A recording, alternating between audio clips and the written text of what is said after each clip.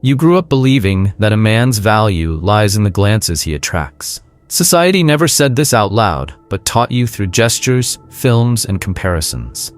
From a young age, you were conditioned to believe that male attractiveness manifests itself as spontaneous applause, as women smiling in the street, as open invitations to the game of seduction.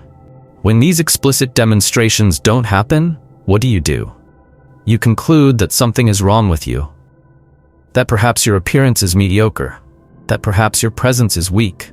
And the silent sentence you pronounce within yourself, day after day, is one of the cruelest and most unfair there can be. I am invisible. But what you never realized is that this invisibility is an illusion born of a gross miscalculation. You're using the wrong ruler. You're trying to measure temperature with a scale. Because you're judging your attractiveness through male eyes. Objective, direct, binary, when female desire operates on a different frequency. Subtle, contextual, almost invisible. And therein lies the silent tragedy of thousands of men who possess the power of attraction and don't even know it. Not because they're stupid, weak, or uninteresting, but because they've been trained to look for answers in the wrong places. The entertainment industry, with its films, series, and soap operas, has transformed the act of attraction into a Hollywood spectacle. It has created the illusion that the desired man is the one who receives passionate notes, bold invitations, intense looks, and explicit declarations. The problem is, this has never been true. Real desire doesn't scream, it whispers. It appears in the details, in that subtle repositioning she makes to stay in your field of vision, in the laugh that seems out of place but is provoked by your mere presence, in the way she copies your rhythm of speech or touches her face seconds after you touch hers. These are no coincidences, they're codes, signals from a system you've never learned to decipher. Psychology already has a name for this: mirroring behavior, social orbiting, unconscious mimicry. But while academic studies label these manifestations with technical jargon, the practical truth is even more brutal. Most men are surrounded by signs of attraction all the time and simply don't see them. Worse still, when they do see them, they ignore them. Why? Because these signs don't match the false expectation implanted in the male mind. The expectation that a woman will bluntly tell you she wants you. Nietzsche's philosophy teaches that men live in constant tension between what they are and what they think they should be. This tension, when unacknowledged, turns into resentment. And this is exactly what happens to so many men who, because they don't understand how female desire works, begin to harbor a silent resentment toward women. They believe they reject them, that they ignore them, when in fact they are acting within the natural code of female attraction. Indirect, disguised, strategic.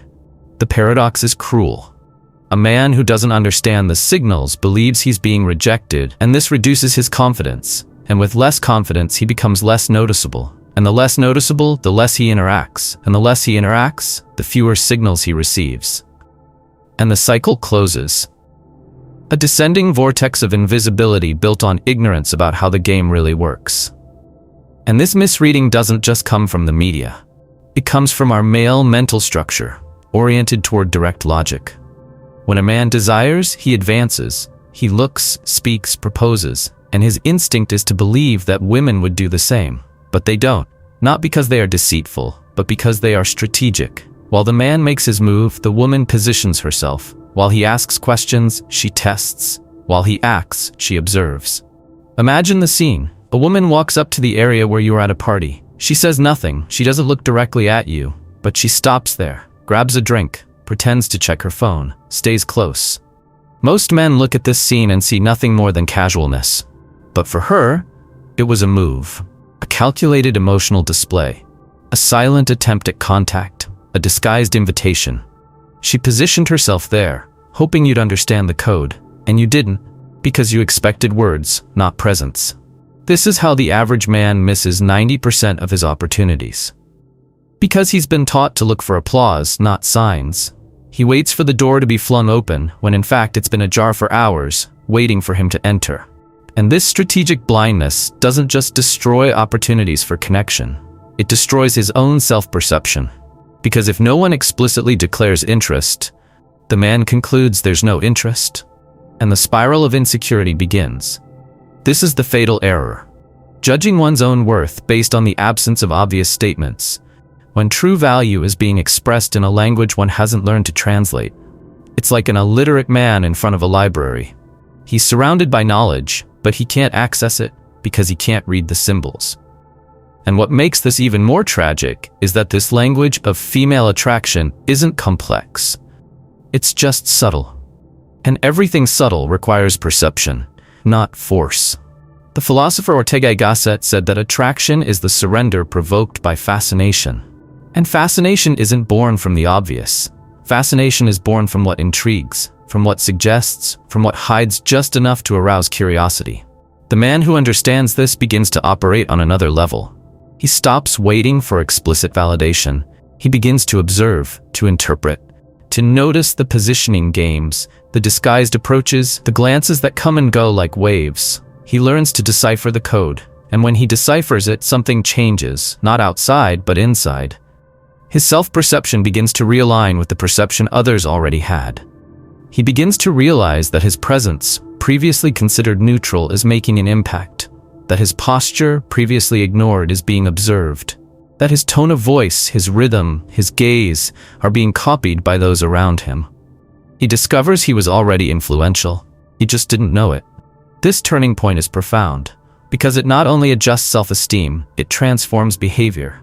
The man who understands he is already desired, even if silently, begins to act more naturally, and this naturalness generates even more attraction. And this amplified attraction reinforces his perception of value. The cycle, which was previously vicious, now becomes virtuous. But the first step to starting this positive cycle is brutally simple. Stop measuring your own worth with the wrong yardstick. Understand that the absence of explicit declarations does not mean an absence of desire. That silence is often the loudest language of attraction. That subtlety, far from being weakness, is the most powerful strategy of female desire. You don't need applause to know you're being seen. You need trained eyes. You need to shift from literal mode to strategic mode. You need to stop searching for blatant validation and start observing the details. Because in the details lies the truth you've ignored for years. You are far more attractive than you think. And the only reason you didn't realize it sooner is because you were waiting for the world to say out loud something it had been whispering for a long time. The problem was never the lack of desire. It was your inability to recognize it. And now that you've started seeing the signs, brace yourself, because the next revelation isn't just uncomfortable, it's humiliating. It shows that the most desired men are precisely those least aware of their own impact. And that maybe, just maybe, you're among them. This is the part that hurts, not because it's offensive, but because it dismantles everything you believed about yourself. If you've gotten this far and begun to recognize that the signs were always around you, then you must now face the cruelest truth of all. The most attractive men are often the ones who least perceive their own power. This isn't a quirk of fate. It's a systematic failure of perception that stems from a deeply sabotaging comparison, and one that silently destroys the self-confidence of those who should be leading the social game. The male mind has a dangerous tendency toward upward comparison. In other words, the better you are, the more demanding you will be of yourself. The most disciplined men, the most intelligent, the ones with self-awareness and high standards, these are precisely the ones who judge themselves worse. They don't compare themselves to the average everyday man. They compare themselves to unattainable archetypes. Hollywood actors, elite athletes, multimillionaire business people, influencers with blessed genetics and digital filters. And when they look at these idols, they conclude they're still not good enough. This kind of judgment is poisonous, not because it's humble, but because it's disproportionate. They're using a microscope on themselves and a telescope to look at others.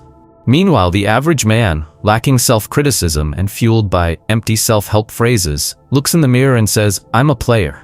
And he believes it. He acts with confidence, even if unfounded. And this confidence translates into presence. And this presence, however superficial, makes him visible. Paradoxically, the man who stands out the most ends up being the one who deserves it the least, while the most impactful remains hidden behind his own doubts. But why does this phenomenon happen so often? Because the truly attractive man isn't self-centered. He doesn't act to attract attention. He doesn't perform. He is. His strength comes from an inner alignment, a quiet security, a consistency that doesn't require external validation. But this lack of self-celebration makes him seem ordinary in his own eyes. And that's where the game becomes perverse. The woman perceives the strength, the magnetism, the presence. The men around him sense the threat and react with competition, imitation, or exclusion. But he, the center of this social hurricane, sees nothing. Because he's not looking at himself, he's just living. This is the central point that almost no one understands. The true power of attraction doesn't manifest itself in self-proclamation, but in impact. It's in the way the room quiets when you speak, in the way the group naturally organizes itself around you, in the frequency with which people ask for your opinion without realizing it, in the speed with which other conversations change course when you arrive. These are the real clues, and they all occur below the conscious radar, for both the receiver and the sender. Social psychology calls this the halo effect. People perceived as attractive tend to be seen as more intelligent, trustworthy, and competent. Not because they say they are, but because the collective unconscious automatically attributes these qualities. This effect alters business decisions, court judgments, hiring decisions, and of course romantic interactions. The man who carries this halo, even if he's not fully aware of it, begins to possess a kind of social gravitas. He doesn't need to force it. He attracts. But because this magnetism is spontaneous, he interprets it as normality. And what is normal, you don't value. Jean-Paul Sartre said that hell is other people. But in this case, hell is your mirror. Because while the world sees you as a striking presence, you continue to see yourself as ordinary. And this dissonance between internal perception and external impact causes you to perform at levels far below your potential. You accept less, sabotage yourself more, and ignore signals that other men would kill for. And don't think women don't notice this. They do. And they are attracted in part precisely because of this. Because the lack of arrogance combined with powerful energy creates a rare magnetic field. A man of value who doesn't need to assert himself. A leader who doesn't show off. An alpha who doesn't bark. This generates curiosity, respect, and of course, desire. But it also creates a mental game within the woman. Does he know the power he wields? And often she tests. She approaches, observes, gives subtle signals. When you don't respond, she withdraws. Not for lack of interest, but because she interprets your silence as rejection. And you, once again, interpret her retreat as disinterest. Two misreadings. A mismatch that should never happen. This is where other men come in, because true recognition of your worth will rarely come through women's words. It will almost always come through men's reactions. When you enter a group and feel some men tense up, start showing off more, tell bolder stories, speak louder, or try to dominate the conversation. That's a sign. They've sensed your presence, and they're reacting. This is called competitive escalation. It's one of the most obvious and most ignored signs that you're above average. Because no one competes with someone who doesn't threaten. No one tries to dominate someone who doesn't bother. There's also the other type of reaction, mimicry. Men who start copying your style, your expressions, your clothes, your haircut. They won't admit it, but they're trying to understand what sets you apart. They're trying to absorb, through your appearance, what's natural about you. And finally, there's the most poisonous reaction, exclusion. Men who try to isolate you from conversations, change the subject when you speak, make jokes that diminish your presence. All of this is validation, disguised as hostility, but still validating. Because only those who feel they're losing ground try to exclude you. And you, what do you do in the face of all this? You ignore it. You minimize it. You rationalize it. You tell yourself you're imagining things, that nobody pays that much attention, that she was just being nice, that he only spoke loudly because he's extroverted. And so you remain blind, out of insecurity, out of miscalibrated humility, or simply out of habit. But the price of this blindness is extremely high, because every time you reject a real signal, you reinforce a false identity. Every time you reject silent feedback, you weaken your own perception. And the consequence of this isn't just social, it's existential. Because living below your seductive potential doesn't just affect your love life. It affects how you position yourself in business, friendships, and decisions. The man who doesn't recognize his own impact lives in restraint, in hesitation, in withdrawal, and the world treats you the way you treat yourself. If you shrink, others ignore you. If you hesitate, others move forward. If you doubt, the world confirms it. This is the cycle that needs to be broken. And the only way to break this cycle is through awareness. Through the ability to coolly observe the patterns that repeat themselves around you. To make a mental note, how many times do women approach you by coincidence? How many times does your comment change the direction of a conversation? How many times do people look at you as you walk? Not as an exception, but as a pattern. You need to start mapping the invisible territory of your influence. Because when you start seeing it, the game changes. You don't need to become narcissistic. You don't need to boast. Just acknowledge it. Acknowledge that there is a silent force at work in your presence, a combination of body language, voice, rhythm, energy, confidence, appearance, that is acting with or without your permission. And the more you acknowledge this, the more you calibrate your attitude. Confidence begins to be based on evidence, not assumptions. And this confidence based on reality is magnetic. It is irresistible because it is rare, because she is authentic, and because she is silent. The mature, emotionally intelligent woman recognizes this kind of confidence instantly. Because she's tired of insecure loudmouths, tired of performative narcissists.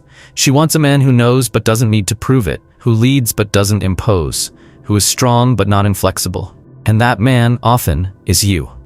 You just haven't realized it yet. And it's this perception that needs to change. Because the moment you begin to recognize your true worth, not the value the mirror shows, but the one the world responds to, you begin to operate on another level. You stop accepting crumbs. You choose better. You set boundaries. You attract not through effort, but through presence. And above all, you stop sabotaging yourself. Because the greatest enemy of the attractive man was never external rejection, it was internal denial. Denying your own worth is an act of cowardice disguised as humility. It's a sabotage that squelches opportunities, weakens bonds, and keeps you trapped in cycles that should have already been overcome. And the most dangerous part? This all happens in silence. No one will warn you. No one will pull you by the hand, because the world assumes you already know. And if you don't, the world moves on. Recognizing that you're more attractive than you think is just the beginning. The real game begins when you decide to act like someone who's finally understood their own worth. But be careful. This doesn't mean adopting arrogance or putting on a seductive persona. It means aligning your perception with reality, taking responsibility for everything your presence provokes. And, above all, stopping playing small. Most men, when they have this awakening, make a fatal mistake. They try to use this new perception to manipulate situations. They start operating as if they've just discovered a superpower and end up turning authenticity into an empty technique. The result? Veiled rejection. Because true power isn't in using signals to control others, but in tuning into your own center and allowing your presence to do the work silently. The first step is to abandon the addiction to approval. When you depend on external validation to feel valuable, you're handing over the key to your presence to people who barely know who you are. This means understanding, viscerally, that your value doesn't increase or decrease based on others' responses. What changes is only their level of perception, not your essence. When this clarity sets in, you begin to operate with a kind of calm that commands entire rooms without having to raise your voice. And this calm, this composure that only arises from inner certainty, is one of the most seductive signals a man can emit. It's not the forced posture of the caricatured alpha. It's the quiet magnetism of someone who doesn't need to compete, prove, or convince. Think of figures like Alain Delon in old French films, or the young Clint Eastwood. Men who take their time, don't over-explain, and don't ask permission to take up space. They know. And because they know, they simply are. But to sustain this posture, you need a different kind of muscle. Mental muscle. And it begins with a simple yet brutal exercise, behavior mapping. Starting today, you will no longer ignore social cues. You will record them, observe them, make a mental note, like an invisible strategist. How many times do people repeat your phrases? How many times does a woman look back at you, even after looking away? How many men adjust their tone when you enter a conversation? You need to train your brain to see what was hidden until yesterday. And more, to not react as if these signals were an exception. They're standard. You just didn't see it. This new lens changes everything. Because when you understand the codes and realize they're already happening around you, you start to walk differently. Not in the physical sense, but energetically. Your presence transforms. Your body language becomes more compact, more controlled. Your movements become more economical. Your voice gains weight. And all of this happens naturally because your body begins to reflect your new identity. But there's one catch. This new identity needs direction. The man who awakens to his own value but doesn't define a direction becomes a scattered seducer. Magnetic, but unstable. That's why you need purpose. You need to transform the attraction you generate into a filter, not an addiction. The true master of presence is selective. He doesn't react to just any look. He's not flattered by any sign. He observes everything, but responds little. He knows that true power lies in choosing, not in pleasing. This is where the second mistake awakening men make arises. They want to prove they've changed. They begin to expose themselves more, talk too much, and exaggerate their confidence. But every exaggeration betrays insecurity. The real impact isn't in appearing better, but in behaving like someone who never doubted. And that requires consistency, repetition, a new way of occupying spaces. You don't convince by what you say, but by what you radiate. And if there's a shortcut to speeding up this process, it's called strategic environment. The man who knows himself but inserts himself into places that sabotage him remains invisible. He's like a diamond in a dark basement. He shines, but no one sees him.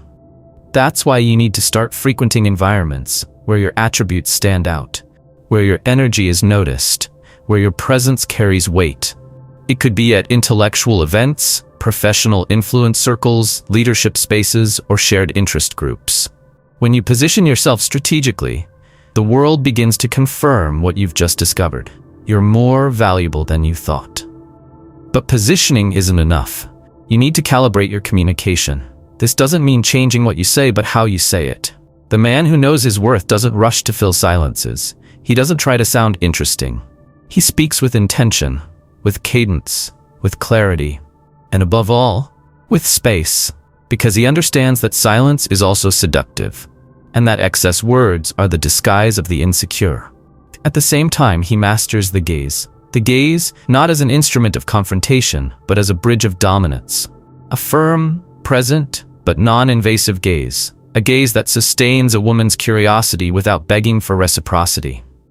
This kind of eye contact creates tension, and tension is the fuel of attraction. It's not about actively flirting, but about creating a gravitational pull. A woman who encounters this gaze never forgets, because she didn't just see a face, she felt a presence. But perhaps the most neglected element in this whole equation is pacing. The man awakening to his true impact needs to slow down. He needs to learn to create pauses, because it's in the pauses that details emerge. It's in the silence between one gesture and the next that subtle signals emerge. The woman who previously seemed merely friendly reveals her curiosity. The man who seemed merely extroverted reveals his hidden competition. And you begin to decode the social game with the coolness of a chess player. And here lies the third big mistake, trying to apply all of this literally, as if it were a formula. But presence isn't taught through bullet points, it's embodied. And this only happens with conscious experimentation. With each new interaction you test, adjust the tone of voice, the speed of speech, the distance between bodies, the level of emotional exposure. You become a walking laboratory. And the more you observe reactions, the more you fine-tune your impact.